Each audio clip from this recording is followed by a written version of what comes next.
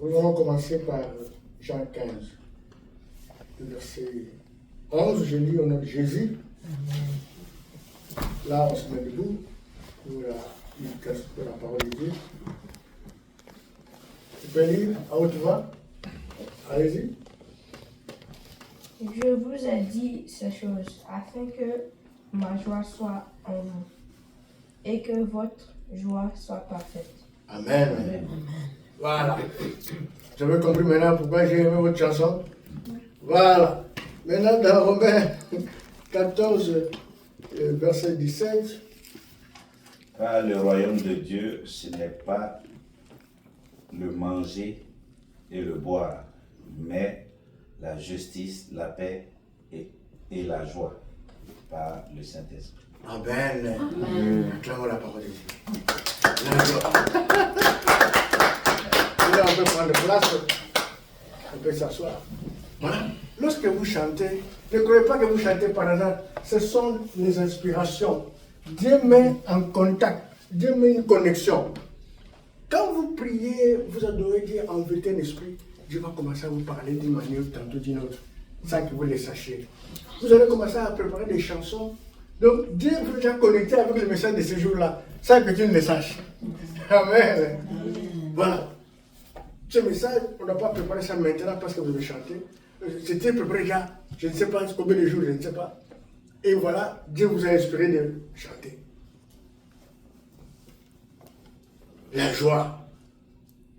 Le livre de mon méditer nous amène à intituler le thème de ce jour, la joie du royaume. Amen. Amen. Nous avons là-bas dans l'autre version, notre texte, il est car le royaume de Dieu, ce n'est pas le manger, le boire, mais la justice, la paix et la joie par le Saint-Esprit. C'est pourquoi nous avons intitulé la joie du royaume. La joie du royaume est une force spirituelle invincible. C'est une force invincible. La joie, quand tu as la joie de Dieu en toi, personne ne peut te la retirer, cette joie-là. Quelles que soient les épreuves, quels que soient les événements, quelles que soient les circonstances. Si Dieu met sa joie dans ton cœur, parce que la joie, c'est un don du Saint-Esprit, c'est un fruit du Saint-Esprit. C'est Dieu qui donne ça dans la personne. Quand Dieu met ça dans ton cœur, même si tu traverses le fleuve, tu marches sur le feu, cette joie-là ne te sera pas arrachée. Dieu va te la restaurer. Donc, le temps de marcher sur le fleuve, ce n'est qu'une étape. Mais la joie ne te quittera jamais. Amen. Donc la joie de Jésus n'est pas émotionnelle. Ce n'est pas la joie là quand tu as trouvé que... Non. Quand Jésus met sa joie dans toi, elle n'est pas émotionnelle. C'est une joie durable. Cette joie-là, c'est invincible, comme nous avons dit. Qui ne peut pas être arrachée, quels que soient les problèmes. C'est une joie qui est transmise de Jésus en toi d'une manière spirituelle et complète. Amen. Ce n'est pas une joie que quelqu'un t'a donnée parce qu'il t'a fait un cadeau. Et cette joie-là demeure en toi, quelles que soient les épreuves. Même dans les épreuves, la joie de Dieu demeure. Amen. Vous allez voir ça dans Jean 16, le verset 33. Jésus a dit quoi? Je vous ai dit ces choses afin que vous ayez la paix en moi. Vous aurez des tribulations dans le monde, mais prenez courage, je vaincu le monde. Amen. Voilà la joie en question. Donc, quelles que soient les tribulations, mais Jésus a vaincu le monde en installant sa joie en qui? En nous. Voilà pourquoi, très souvent, nous devons cultiver cette joie-là. C'est Dieu. Vous remarquez parfois, vous êtes en train de souffrir, mais à un moment donné, il y a un vent là de joie qui revient encore en toi. Même si tu penses au problème, mais après tu vois, ça arrive à tout le monde. Amen. Voilà. Donc, quelle que soit la joie de Dieu, c'est une preuve de la domination du Saint-Esprit. La joie de Dieu est la preuve. Quand tu as la joie, même quand tu as des problèmes, ça prouve que le Saint-Esprit domine en toi. En d'autres termes. Amen. Cela prouve que l'Esprit de Dieu domine, le Saint-Esprit domine en toi. Parce que l'Esprit la joie, c'est le fruit de l'Esprit de Dieu. Donc, c'est que dans toi là, il y a le Saint-Esprit qui domine. C'est pourquoi, malgré les difficultés, mais tu dis, bon, Dieu est au contrôle. Quand tu vois comme ça, quelqu'un souffre, qu'est-ce que ça passe? Dieu est au contrôle. Comme je croisais, mais c'est notre frère Kwaku, une fois, quand vous avez des épreuves là-bas, de l'autre côté, je ne peux pas citer le nom, mais j'ai dit à M. Kwaku, mais comment la situation là? Il me dit, Dieu est au contrôle. Je dis, moi j'aime des paroles comme ça. Amen. Je l'ai vu au corridor, j'ai dit, mais comment ça se passe? Comment l'espèce? Comment? Il dit, Dieu au contrôle. J'ai dit, j'ai compris effectivement, le Saint-Esprit est dedans. Amen. Amen. Très important. Très important. Comme je le dis, la joie, c'est le fruit du Saint-Esprit. Donc si tu manques la joie, tu dois te poser la question, est-ce que le Saint-Esprit habite en moi? Est-ce que j'ai vraiment le fruit du Saint-Esprit? Si tu n'as pas la joie, alors demande à Dieu, remplis-moi de la joie. Amen. Très important. Donc voici la leçon, le point. La joie divine est une arme spirituelle. La joie divine est une arme spirituelle. La joie de Dieu est une arme. Si tu n'as pas la joie de Dieu, tu seras facilement trimballé, ballotté par les événements, renversé par les épreuves. Si tu n'as pas la joie de Dieu. C'est pourquoi, quand vous lisez Néhémie, Néhémie 8 et le verset 10, Néhémie, lorsqu'il cherchait à reconstruire Jérusalem, il y avait des ennemis, les Sambala et les Tobija, qui combattaient Néhémie, qui se moquaient de lui. Mais qu'est-ce que Néhémie a dit? Regardez ce qu'il était clair. Il leur dit, allez manger de viande, graisse, et buvez de liqueur douce, et envoyez des portions à ceux qui n'ont rien de préparé, car ce jour est consacré à notre Seigneur. Ne vous affligez pas, car la joie de Dieu, la joie de l'Éternel sera votre force. Amen. Ça c'est Néhémie 8, le verset 10. Ils étaient affligés, ils étaient persécutés par les ennemis. Et c'est comme nous connaissons ici nous tous, comme vous avez connu autrefois, comme nous connaîtrons aussi un jour. Mais qu'est-ce que Néhémie a dit aux enfants de Dieu? Ne vous affligez pas, car la joie de l'Éternel sera votre force. Donc la joie, c'est une force. Amen. Acclamons la parole de Dieu. La joie,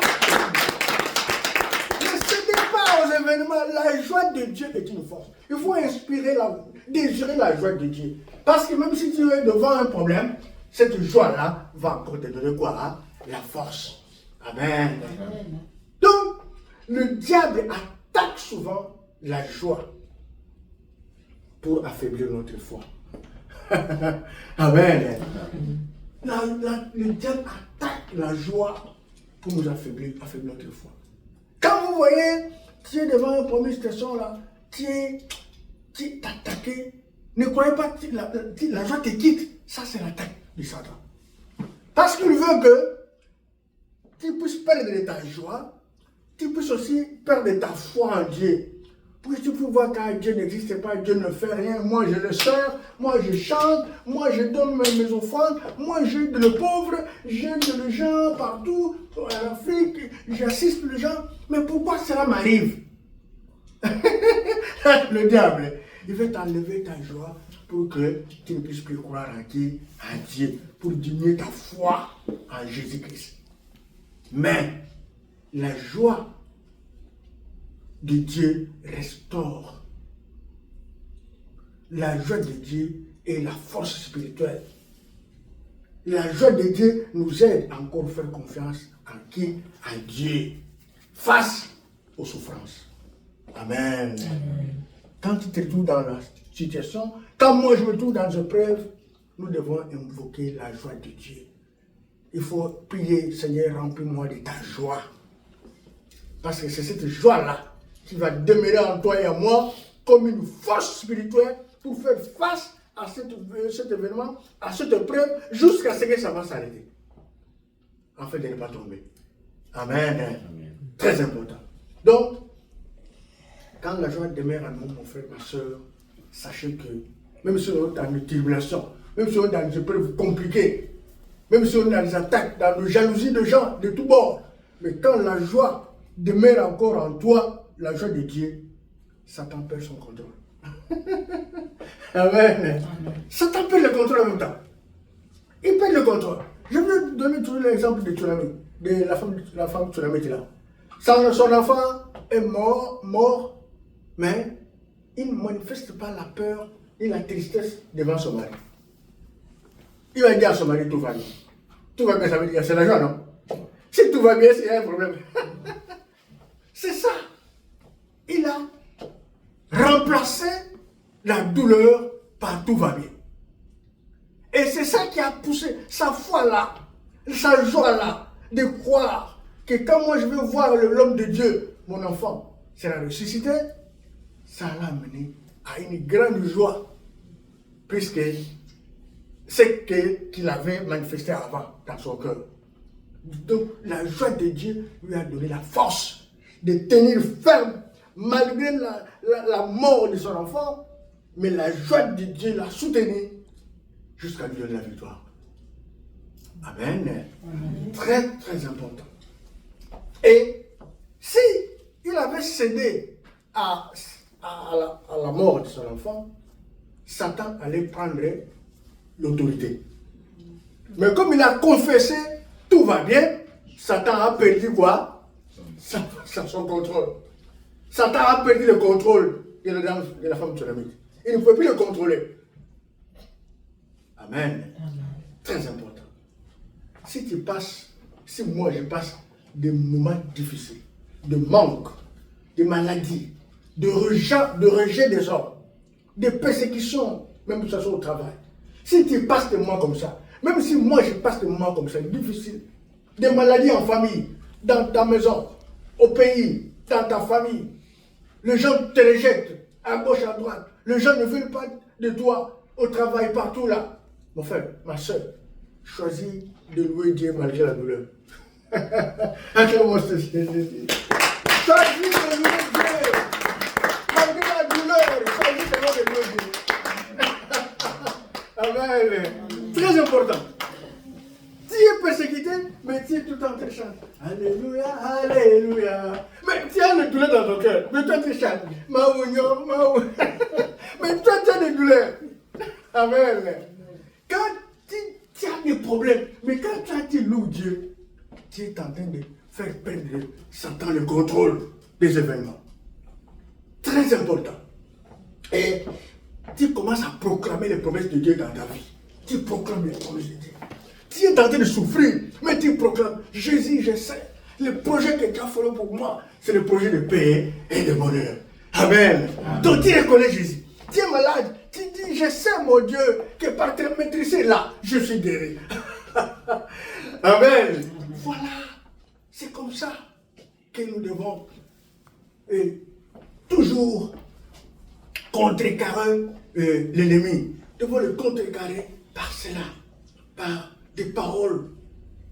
Regarde, quand nous lisons Habakkuk, Habakkuk le verset, chapitre 3, le verset 17 au verset 18, Habakkuk. Chapitre 3, le verset 17, oui, Habakkuk c'est dans la Bible. Regardez ce qui est écrit, la parole de Dieu là-bas. Car le figuier ne fleurira pas, la vigne ne produira rien, le fruit de l'olivier manquera, le champ ne donnera pas de nourriture, les brebis disparaîtront du pâturage et il n'y aura plus de bœuf dans les étables. Tu vois, il n'y aura rien. Mais écoutez le verset 18. Toutefois, je veux me réjouir à l'Éternel. Je veux me réjouir dans le Dieu de mon salut. Donc, malgré toutes ces choses-là, mais moi, je veux me réjouir dans qui? Dans le Seigneur. Habakkuk 3, le verset 17 au verset 18. C'est comme ça qu'il faut confesser. Regarde, tout a manqué. Pas de brebis, pas de tout. Mais il dit, toutefois, oh my God, malgré toutes ces choses-là, moi je veux me réjouir à qui? Dans le Seigneur. Amen. La joie de Dieu. C'est ça la joie de Dieu. Malgré le manque, malgré les difficultés, mais toutefois, moi je me réjouis à qui? Dans le Seigneur. C'est comme ça que nous devons cultiver la joie de Dieu. Et quand tu cultives cette joie-là, tu mets Satan en déroute. Amen. Tu le mets en déroute totalement. Deuxième point, la joie est le fruit d'une communion avec Christ. La joie. Quand tu expérimentes la joie à tout moment, même pendant les épreuves, même pendant la joie, le mois de paix, même pendant les mois de difficulté, mais quand toi tu ressens toujours la joie revenir dans ton cœur, malgré tout est noir, mais toi tu sens la joie, cela démontre que tu es en communion avec Dieu. Amen. Cela démontre que tu marches en communion. Tu n'es pas en dehors de Dieu. Tu marches dans la crainte de Dieu. C'est pourquoi il te remplit de sa joie à tout moment. C'est ça. C'est ça la preuve. C'est comme ça qu'il est écrit dans Jean 15, le verset 14. Demeurez en moi et je demeurerai en vous. Comme le sarment ne peut de lui-même porter le fruit. Il ne demeure attaché au cep. Ainsi, vous ne le pouvez plus non plus. Et puis vous ne pouvez non plus si vous ne demeurez pas en moi. Si toi et moi nous ne demeurons pas en Jésus, nous ne pouvons pas expérimenter cette paix-là. En d'autres termes. Amen. Donc la paix-là, nous devons la maintenir et l'expérimenter, même quelle que soit nos épreuves, lorsque nous sommes, si Dieu demeure en nous. C'est comme ça que nous allons. Donc, l'absence de la joie, comme je vous l'ai dit, révèle souvent la rupture de la communion de Dieu et de ton prochain. Regarde, si tu as des conflits avec un membre de la famille, par exemple, toi tu as un conflit avec lui, tu vas ressentir quoi dans ton cœur? La joie? Non. Si tu le vois même en passant, qu'est-ce qui va être dans ton cœur? La colère, non? Si tu le vois, tu ne veux même pas le voir. Même s'il est dans une réunion là, il n'a rien dit, il fait seulement de tousser. Toi tu tournes tes yeux. Est-ce que tu as la joie à ce moment-là? Non. Tu perds la joie comme ça toi-même. Donc, l'absence de Dieu en nous, c'est l'absence de la joie. Si tu es aussi contre ton prochain, ça va entraîner l'absence de la joie dans ton cœur. Donc nous devons éviter des conflits. Nous devons éviter de ne pas d'être contre, aimer ceux qui nous persécutent pour que tu puisses avoir la joie dans ton cœur. Amen. Aimer celui qui t'a haï pour que tu puisses avoir la joie. Sinon, quand tu vas passer, tu le vois même au travail, quand tu le vois comme ça, la paix te quitte parce que tu l'as vu. La joie disparaît parce que tu l'as vu. Soyez toujours dans la joie. Soyez dans la joie. Et si tu vois que tu n'es pas capable de garder la joie de Dieu dans ton cœur, tu vas prendre le psaume 51, le verset 14. Tu vas lire psaume 51, le verset 14. Écoutez ce qui est écrit là-bas. Parce que la joie elle-même, la joie quand elle revient, elle revient pour restaurer les relations avec Dieu et pour restaurer ta relation avec ton semblable. Maintenant, comment tu veux avoir la joie dans ton cœur? Comment? Il faut prier. Avec Psaume 51, verset 14, il est écrit: rends-moi la joie de ton salut et qu'un esprit de bonne volonté me soutienne. Amen. Si tu perds la joie à cause de problème, il faut demander au Seigneur: rends-moi la joie de ton salut pour que tu sois en paix. Et dis à Dieu: donne-moi un esprit de bonne volonté pour me soutenir. Parce que tu sais que je suis faible. Je voudrais garder la joie. Alors donne-moi la joie, Seigneur. Amen. Rends-moi la joie. Donc, sur le plan pratique, si tu te trouves dans une situation de fatigue spirituelle, ou bien en face d'une incompréhension au niveau de ta famille, au pays, au travail, ou une incompréhension au niveau de ton foyer, avec les enfants, avec tout le monde. Mon frère, ma soeur, prends seulement la Bible, commence à méditer la parole de Dieu et prie. Au lieu de chercher à discuter, tu vois qu'il y a des incompréhensions, il y a une discussion. Laisse la personne qui est embrouillée là, prends seulement la Bible, commence à méditer. Et prie. Amen. C'est ça la solution. Prends seulement la Bible, commence à prier, commence à méditer la parole de Dieu. Médite seulement. Choisis la joie intentionnellement. Crée pas la joie comme ça. Quand tu médites la Bible, tu vas voir la joie va venir. Au lieu de continuer à discuter, prends la Bible. Ouvre la parole de Dieu. Médite et prie seulement. Seigneur, remplis-moi de ta joie. Et un bon esprit, ton esprit pour me soutenir. Et tu vas voir, tu vas te créer la joie en toi-même. Comme il te dit dans la parole de Dieu, dans Philippiens 4, il dit, réjouissez-vous toujours dans le Seigneur.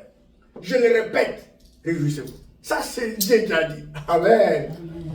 Philippiens 4, réjouissez-vous toujours. Est-ce qu'il a déterminé le temps de se réjouir? Non. Il dit toujours.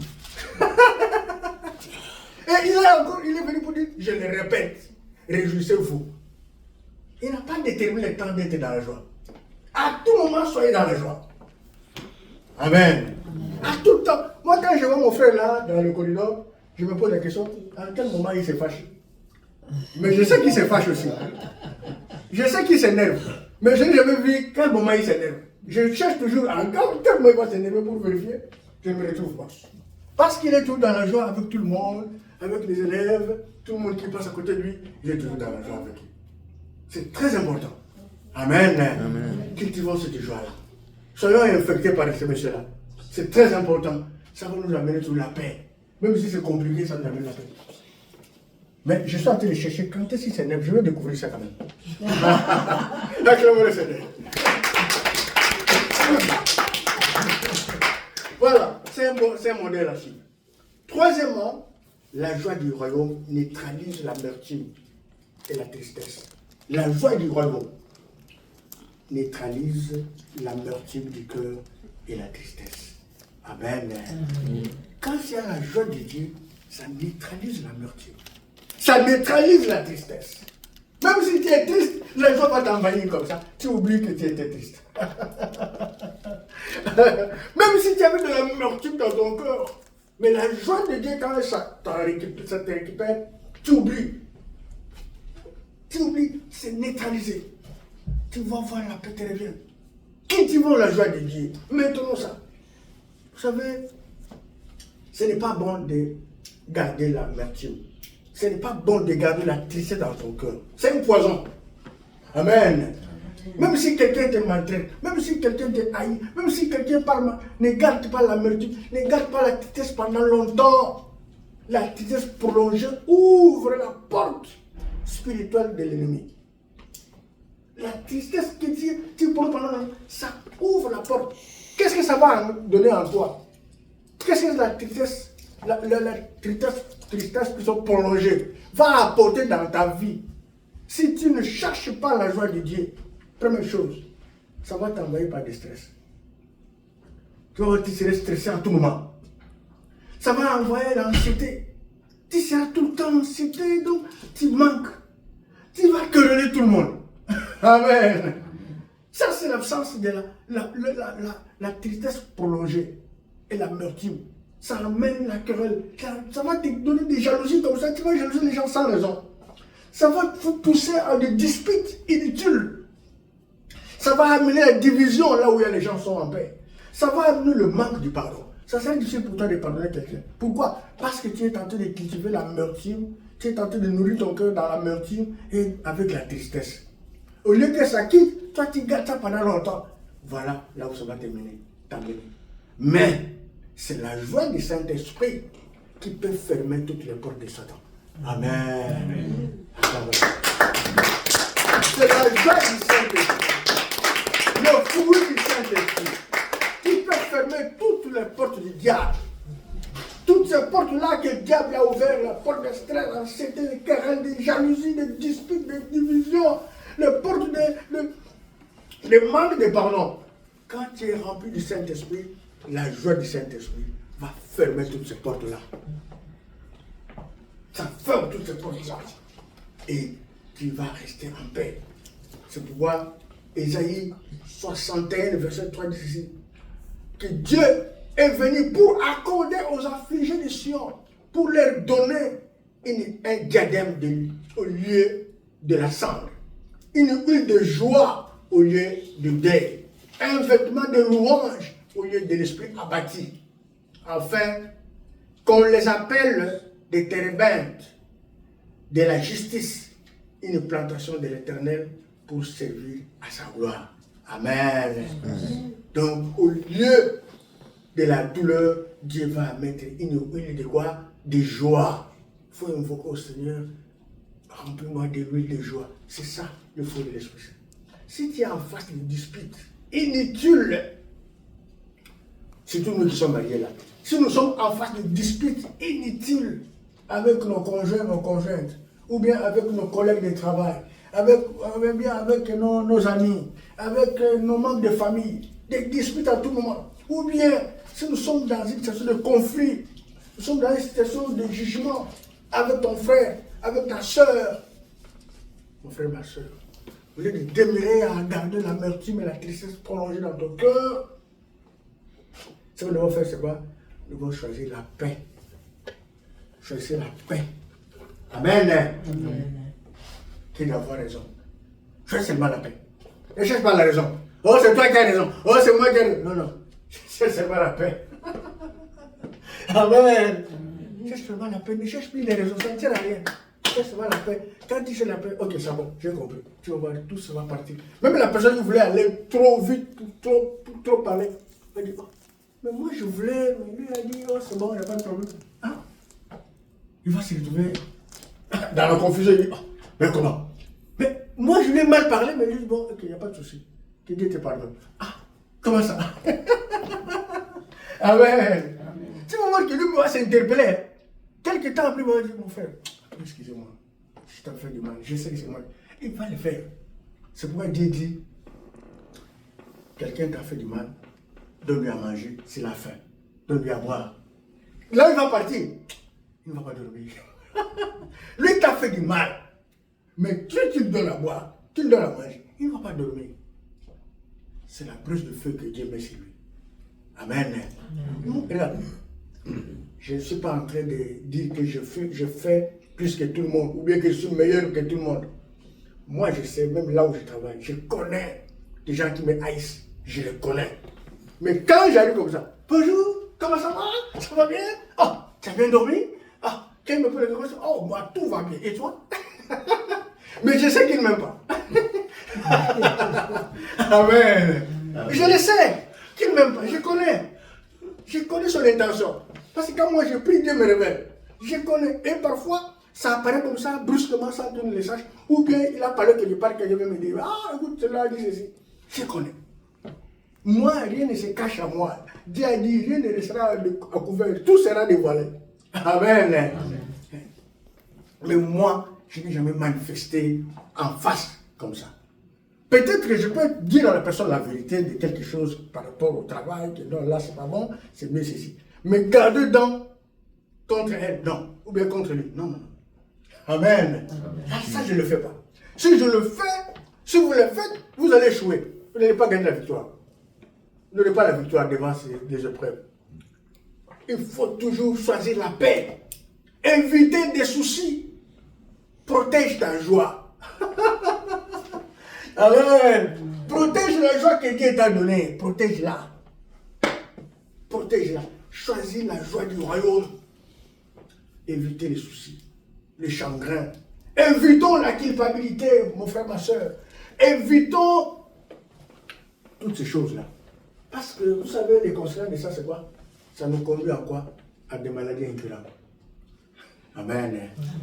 Les soucis, les amertumes, le manque de pardon, l'anxiété, toutes ces choses-là aboutissent. Beaucoup de gens ont connu des maladies incurables aujourd'hui à cause de ça. Ils ont gardé les problèmes des années 80, de 1900 euros. Vous connaissez 1900 euros? Des situations qui ont daté Il garde encore dans son cœur. Et commence à ronger son cœur. À ronger, fin de compte.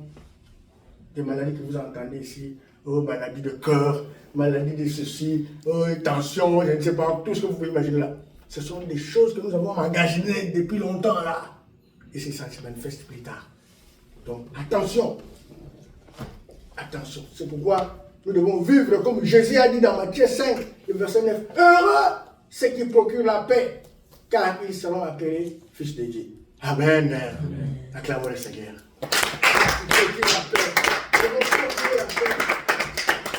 Cherchons la paix à tout moment. Même si les gens nous persécutent, nous cherchons la paix. En cherchant la paix, nous serons appelés fils de Dieu. Très important. Je finis pour dire le dernier point. La joie est un témoignage puissant. La joie. Quand tu dis la joie, c'est un témoignage puissant. Un témoignage puissant. Je ne veux pas. Regardez, je vous prouve. Acte 16, le verset 25 au verset 20. C'est pas moi qui vais vous prouver, c'est la parole de Dieu qui va nous prouver. Amen. Je rectifie là. La parole de Dieu va nous prouver. Acte, le chapitre 16. Acte. Oui, Acte des apôtres. Le chapitre 16, nous allons lire ça ensemble. Du verset 25 au verset 26. Ça, c'est le dernier point, on va finir rapidement. Regardez ce qui est écrit là-bas. Si vous êtes là, on va. Acte, chapitre 16, verset 25 au verset 26. Voilà. 25 au verset 26. Voilà, je vais lire, je vais méditer. Vers le milieu de la nuit, Paul et Silas prièrent et chantaient le louange de Dieu. Et les prisonniers les entendaient. Amen. Amen. Est-ce qu'ils étaient dans un bon endroit? Non. Non. Dans un endroit d'affliction, dans un endroit de souffrance, de difficulté, de regret. Parce qu'ils ne savaient pas demain si on devait les couper la tête ou bien on devait les amener où? Ils ne savaient pas. Ils ne connaissaient pas leur sort. Parce qu'à ce moment-là, on persécutait les chrétiens. Donc, ils n'avaient même pas l'espoir que demain matin, on va rentrer à la maison. Non. Soit, ils devraient être décapités. Parce qu'on faisait ça, on a fait ça avec les tiens. Mais, regardez. Mais eux, ils ont choisi quoi? Les louanges. Waouh! Eh, le roi David. Et ils ont choisi les chants, les louanges. Ils n'ont pas regardé la souffrance là. Ils n'ont pas regardé l'incertitude. Si on va les libérer ou comment. Ils n'ont pas dit, mais est-ce que demain, qu'est-ce qu'on va? Ils n'ont même pas pensé. Ils n'ont pas commencé. Mais si c'était toi et moi là, je vais commencer à dire, mais qu'est-ce que tu vois vraiment? Est-ce que nous là, demain, ça sera comment? Amen. On allait commencer, surtout nos femmes là. Ah, mais tu ne vois pas que vraiment ça sera compliqué pour nous demain. Si c'est un problème avec ta femme là, c'est fini. Elle va commencer à pleurer finalement. Même toi aussi, tu vas, je ne sais pas comment tu vas devenir. Tu seras contaminé et on sera foutu. Même les os là vont se briser même. Mais, Paul et Silas, ils n'ont pas choisi, n'ont pas regardé que demain nous vont nous décapiter comme on avait décapité Paul, puis Étienne. Comme on a décapité les autres chrétiens. Mais ils ont dit non, nous on va choisir quoi? La joie. Ils ont commencé à louer. Alléluia, je ne sais pas si c'est cette chanson-là, mais j'ai quand même chanté malgré moi. Amen. Ils ont chanté. Écoutez le verset 26.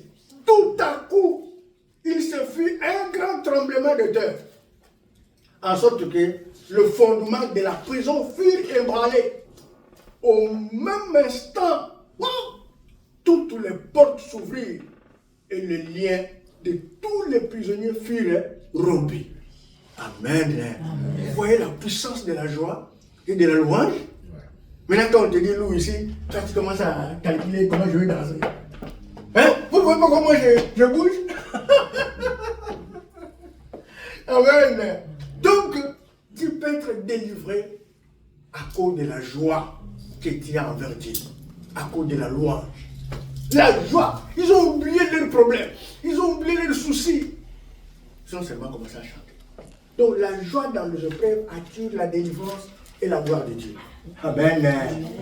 La joie, quand nous sommes dans des problèmes, la joie attire la délivrance. La joie attire la gloire de Dieu. Dieu va regarder. Mais la personne est en train de souffrir. Mais lui, il loue. Il m'adore. Il chante. Non, non, non, non. Je vais le sortir de là. Parce qu'il a foi en moi. Amen. Donc, la joie libère. Mais ici, dans ce cas ici, la joie n'a pas seulement libéré Paul et Silas. La joie a libéré même ceux qui étaient avec eux. Donc, ta joie peut condamner les autres. Donc, cultivons la joie partout où nous sommes. Contaminons les autres par notre joie. Cette joie-là peut nous libérer, nous donner la joie. Et cette joie-là peut nous garder en bonne santé. La joie, c'est bon. Amen. La joie de Dieu, c'est bon, c'est pour notre bien. Je conclue pour dire, la joie n'est pas un luxe spirituel. Ce n'est pas un luxe spirituel. Ce n'est pas un luxe. N'est pas un luxe, mais c'est Dieu qui la donne. Amen. La joie, c'est une preuve du royaume. Ça prouve que tu es membre, citoyen du royaume. Parce que tu vis toujours dans la joie, quels que soient les événements que tu vois. La joie est une arme spirituelle de combat. La joie est une source de force, de victoire et de victoire. C'est une source de force et de la victoire. La joie ne dépend pas des circonstances. Je dois manifester la joie de Dieu en tout moment. Amen.